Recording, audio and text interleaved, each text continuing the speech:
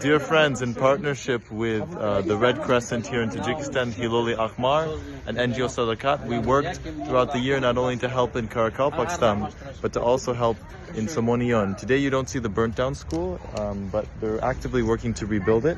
But we did, with the extra funds that we raised over this year, we decided to donate them to buy a printer, copier, and Xerox machine for the school. This is what they identified that they would need.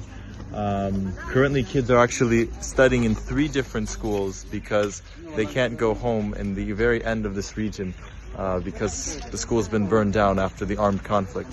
So we at the World Aero Legion Charity thank our private donors, we thank our partners, we thank NGO Sadakat, and we thank Hiloli Ahmar for helping us. Rahmati Karam Guftid.